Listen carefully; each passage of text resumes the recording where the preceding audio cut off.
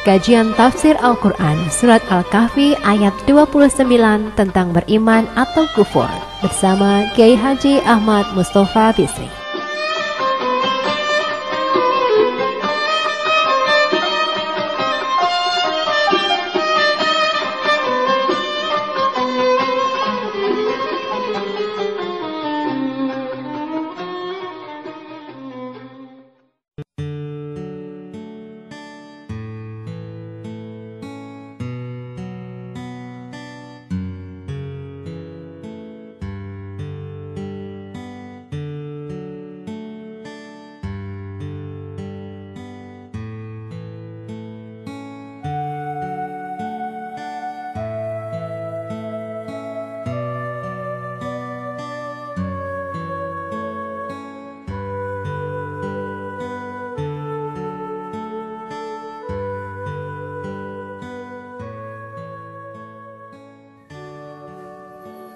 Assalamualaikum warahmatullahi wabarakatuh.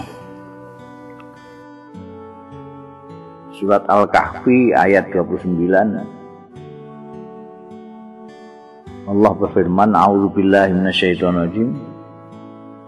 Wa qulil haqqu mir rabbikum faman syaa'a falyu'min wa man syaa'a falyakfur. Inna a'tadna lidh-dhalimina naran ahata bihim suradiquha wa iyastaghisu yughasu bima'in kalmuhli yashfil wujuh bi'sa syarab wa sa'at murtafaqah. Dan katakanlah Muhammad, kebenaran itu datang dari Tuhan. Barang siapa mau beriman, imanlah. Man sya'a falyakfur. Barang siapa yang ingin kufur.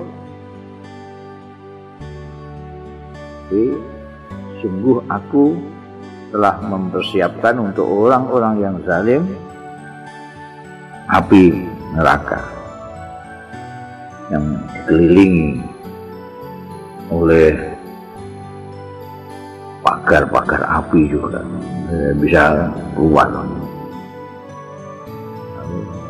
Penghuni neraka itu minta tolong,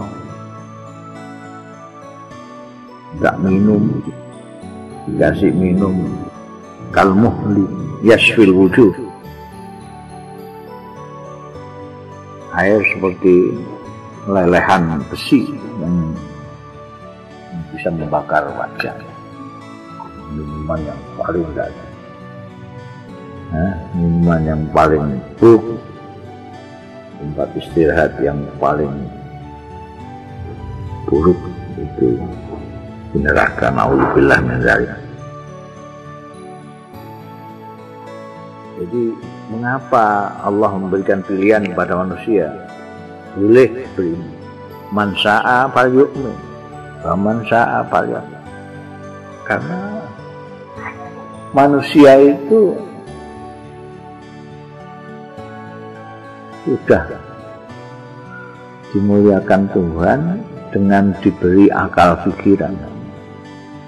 Akal pikiran yang bisa membedakan mana yang benar, mana yang tidak benar.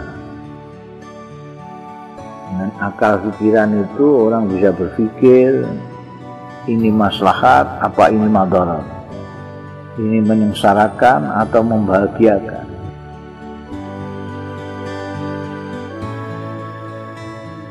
Dengan akal pikiran itu manusia bisa memilih.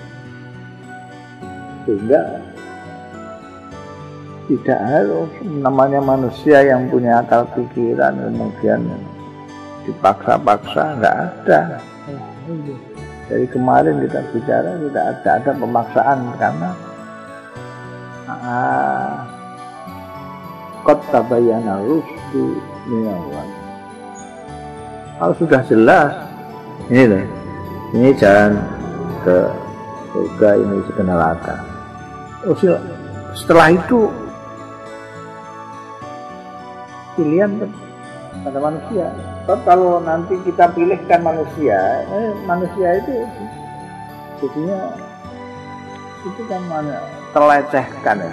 Manusia itu dimuliakan oleh Tuhan, diberi akal pikiran, diberi nurani, masih dipaksa-paksa harus begini harus begitu. Maka sangat indah sekali ketika Allah berfirman, "Qulil haqq min rabbikum, faman syaa'a falyu'min, faman syaa'a falyakfur." Silakan kalau mau iman, silakan. Yang mau kufur, silakan. Jadi kenapa ada orang disebut zalim ini? Karena pilihannya.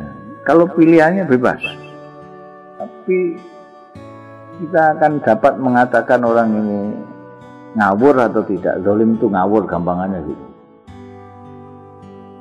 Kalau adil itu nalar, kalau zalim itu ngawur. Bagaimana tidak ngawur?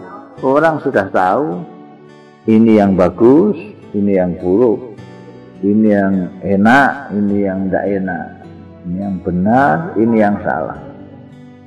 Kok dia milih yang tidak enak, kok milih yang salah? Ini ngawur. Tidak menggunakan kemuliaannya, akal pikirannya. Maka dia diancam oleh Tuhan dengan neraka yang mengerikan itu tadi. Di dalam surat ini, dalam ayat ini, Tuhan tetap menghargai manusia sebagai manusia yang mempunyai akal pikiran. Silahkan mau pilih.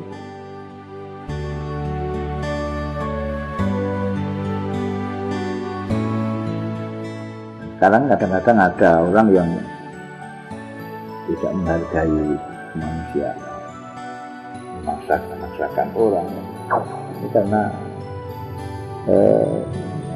tidak tahu bahwa manusia itu sudah mempunyai akal pikiran yang bisa membedakan mana yang hak, mana yang batil.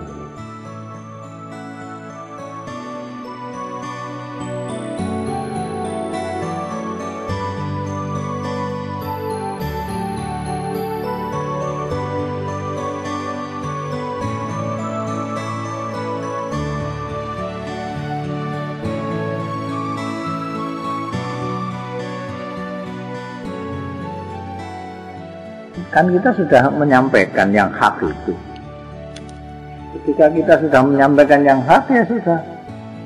Jadi tugas kita itu saja. Kita hanya menunjukkan ya jalan yang benar, ini yang salah. Setelah itu silahkan. Silahkan sampean mau pilih yang mana, pilihan Anda. Kita hanya qulil haqq min rabbikum. Kebenaran itu dari Tuhan. Kebenaran itu. Setelah menjelaskan ini yang hak, ini yang batil, ini yang rusdu, ini yang ghayy, maka sudah la ikrah itu, sudah tidak ada pemaksaan apa-apa. Serahkan kepada akal pikiran masing-masing. Itu kaitannya seperti tadi, kaitannya itu dengan hidayahnya Allah Ta'ala. Kita tidak bisa memaksakan kepada orang yang tidak mendapat hidayah dari Allah. Di Quran tidak ada a'anzartahum am lam tunzirhum la yu'minun.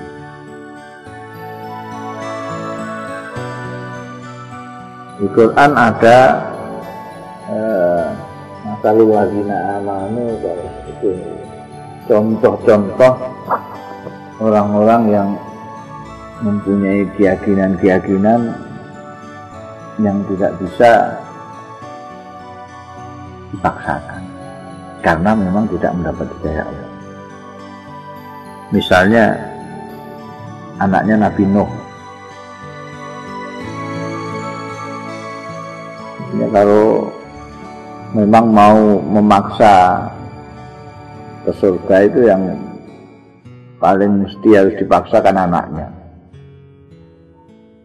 Nabi Nuh tidak bisa memaksakan keimanan kepada anaknya.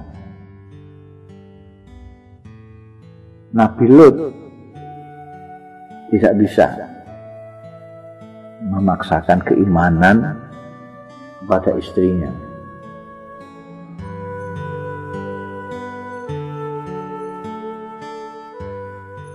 Di Quran disebutkan juga sebaliknya.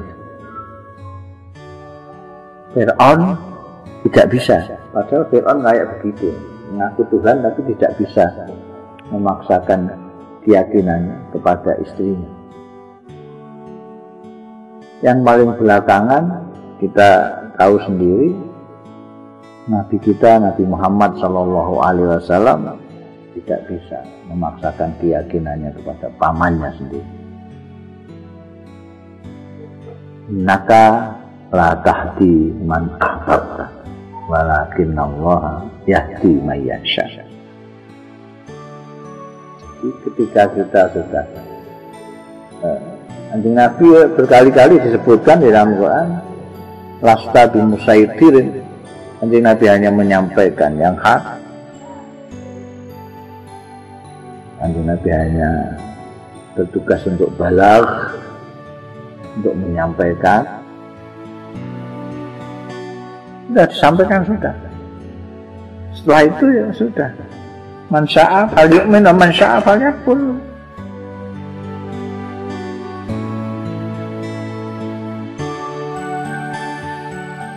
Setelah kita terangkan, kita jelaskan yang hak, maka kita tidak perlu lagi melecehkan manusia dengan memaksa.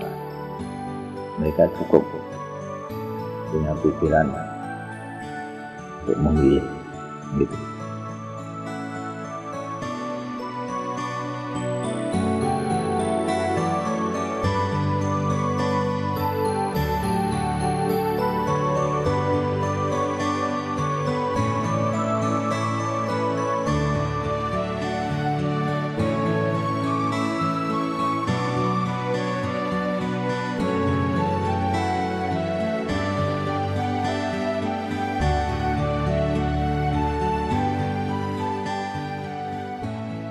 Ya, jadi apa namanya?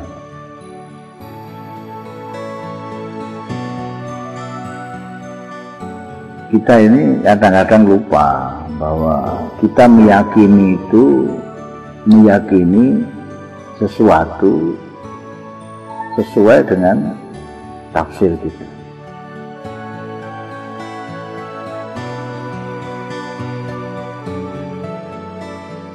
Dan bukan hanya kita yang berhak mengikuti tafsir kita, orang lain juga berhak menafsirkan sesuai dengan pemahaman mereka dan melakukan apa yang mereka paham. Jadi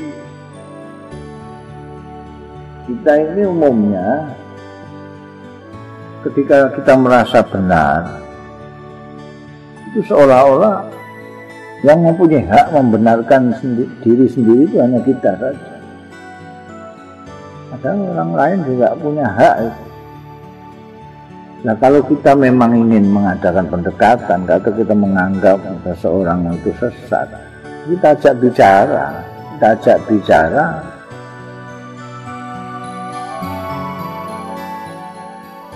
Dengan baik-baik, wajadilhum billati ahsan.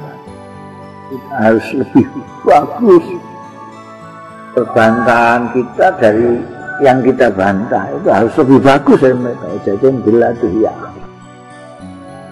Kita bicara dengan baik-baik. Nah, kalau bicara baik-baik masih tidak bisa, ya sudah. Ana a'maluna walakum a'malukum. Lakum dinukum waliyadin, sudah. Kalau apa namanya, saya sudah mempunyai pendapat dan pemahaman keyakinan sendiri yang saya yakin, yang berbeda dengan pendapat dan keyakinan Anda. Tentu saya supaya sependapat, sepemahaman dengan Anda, maka itu harus Anda lakukan dengan cara yang bijaksana, dengan kalau perlu berdiskusi yang baik. Apa yang Anda sebut sebagai sesat, tunjukkan kesesatannya di mana. Nanti pihak yang Anda anggap sesat, dia akan menjawab bagaimana. Kalau sudah tidak ketemu, sana tetap ngotot bahwa mereka itu tidak sesat, justru menganggap kita yang sesat. Maka ya sudah, lakum a'malukum walana a'malu lakum dinukum waliyat.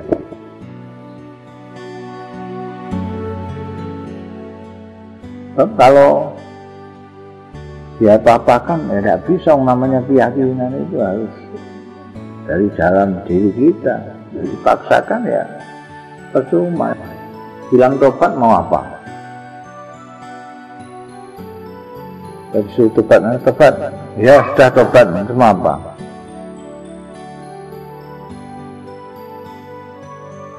Jadi apa namanya, yang disebut al-haq min rabbikum itu yang dibawakan oleh Rasulullah Shallallahu Alaihi Wasallam, yang datang dari Allah Subhanahu Wa Taala.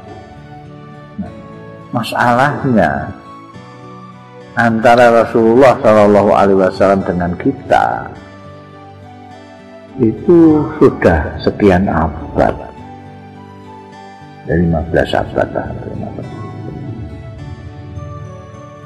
Jadi tidak bisa kita memahami nas itu sebagaimana zaman Rasulullah Shallallahu Alaihi Wasallam. Ini sudah dari sahabat ke tabi'in, tabi'in ke tabi'in, tabi'in, tabi'in ke tabi'in, terus sampai ke kita itu sudah melalui proses pemahaman yang macam-macam, yang dipengaruhi oleh pemikiran macam-macam, sehingga akan terjadi pemahaman yang berbeda-beda.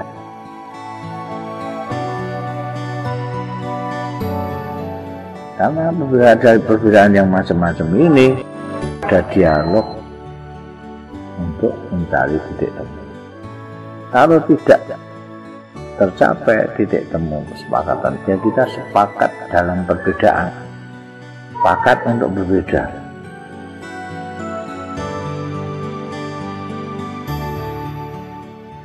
Kita tidak boleh mengklaim kita yang benar. Nah, itu akhirnya terjadi peperangan seperti yang terjadi di Timur Tengah dalam macam itu.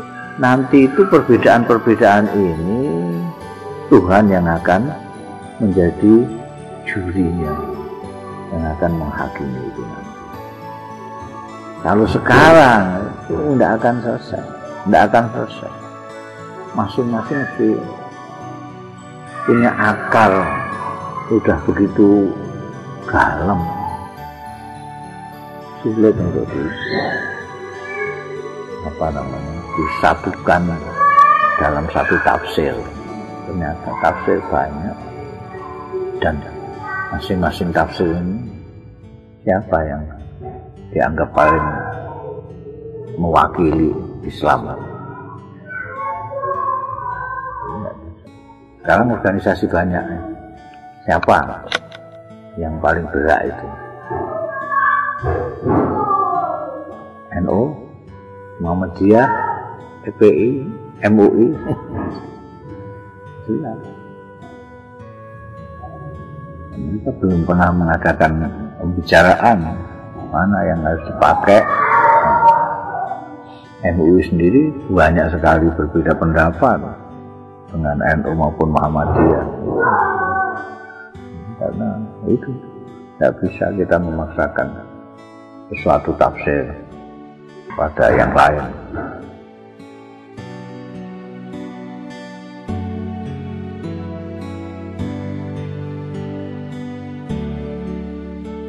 Pemerintah itu kan menjalankan undang-undang dasar, undang-undang yang berlaku di sana. Kalau undang-undangnya sudah menyebutkan bahwa agama-agama apa saja yang dilindungi oleh pemerintah bukan kok boleh atau dianjurkan, harus pemerintah lah. Jadi kekacauan tidak akan terjadi kalau pemerintah megang aturan saja. Ini aturan orang hidup di Indonesia itu aturannya begini. Yang menegakkan aturan ini pemerintah, bukan orang per orang, bukan masyarakat. Kalau masyarakat nanti jadi kacau, jadi faudo, jadi anarki. Maka oleh rakyat, oleh masyarakat ditunjuklah, dipilihlah pemerintah menangani semuanya. Pemerintah bukan boleh, tapi harus menegakkannya. Kalau memang pemerintah melihat itu bertentangan dengan aturan sebagai orang Indonesia, ya pemerintah yang harus menegakkan.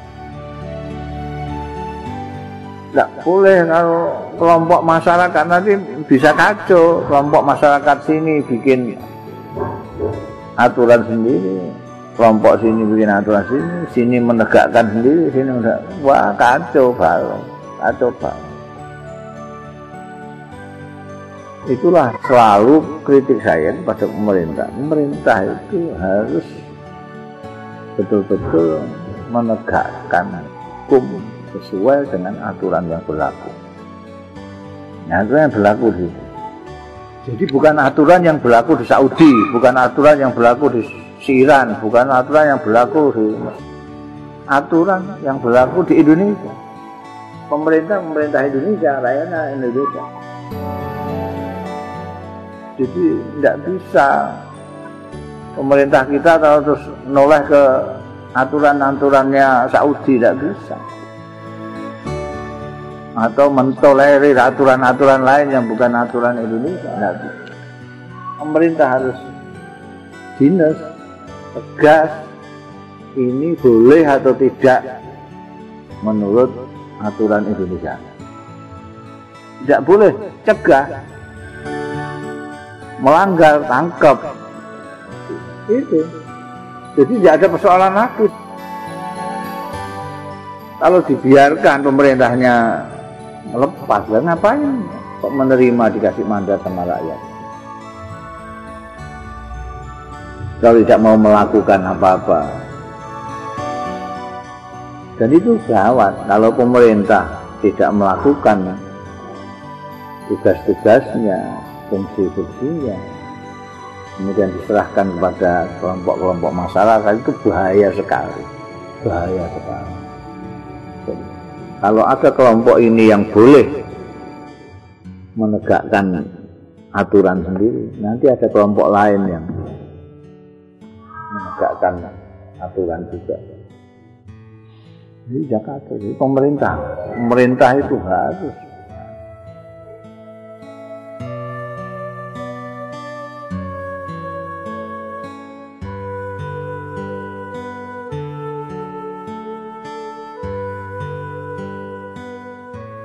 wah itu tidak benar sih, nanti itu menjadi kacau. Itu yang menyebabkan persoalan sepele menjadi persoalan hidup mati. Itu gara-gara itu.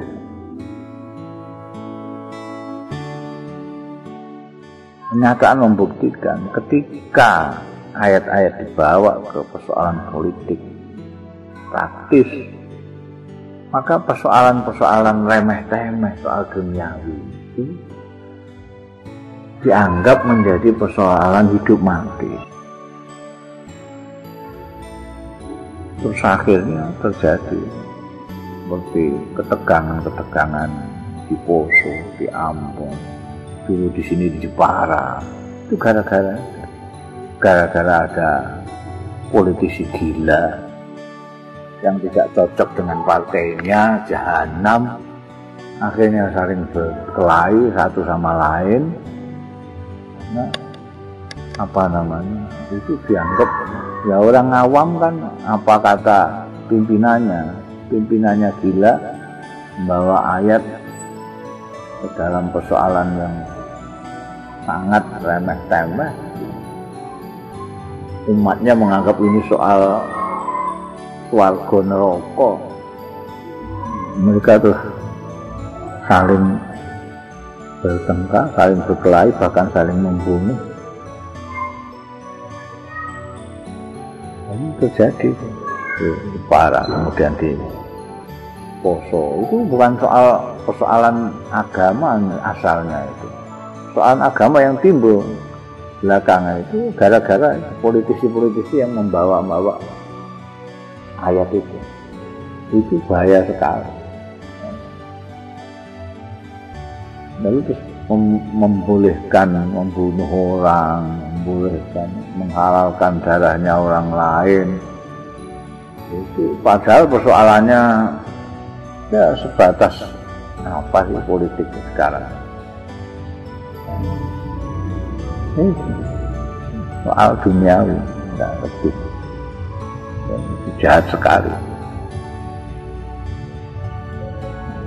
Tidak boleh. Kita harus belajar dari negara-negara lain yang ketika menggunakan itu lalu terjadi pembantaian segala macam itu gara-gara itu sama dengan kemudian apa yang dilakukan oleh tokoh-tokoh teroris itu juga menggunakan ayat-ayat.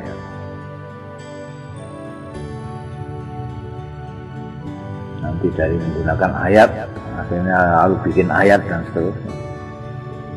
Ayat sekali.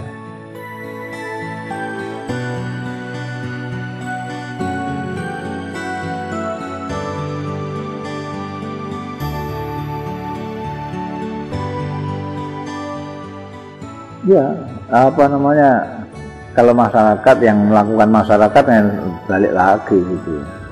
Ini pemerintah dan ulama. Pemerintah itu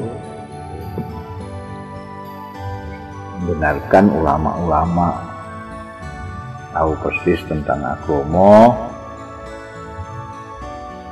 Nah, sekarang itu sudah amburadul, semua orang boleh bicara agama, politisi boleh bicara agama, segala macam. Artis boleh bicara agama. Ada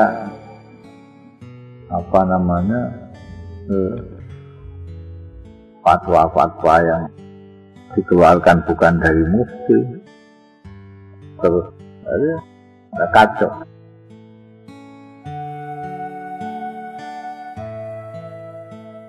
Demikian saya kira, kurang lebihnya mohon maaf.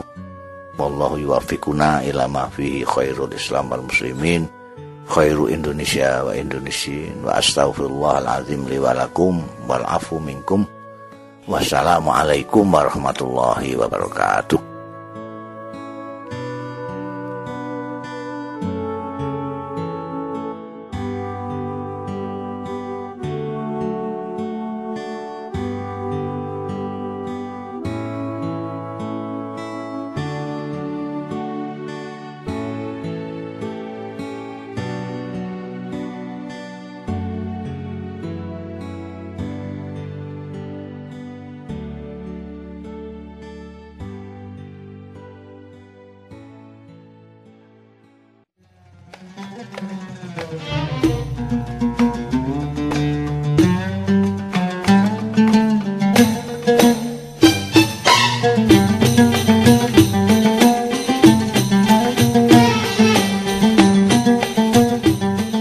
Terima kasih. Anda telah mendengarkan kajian tafsir Al-Quran bersama Kiai Haji Ahmad Mustafa Bisri.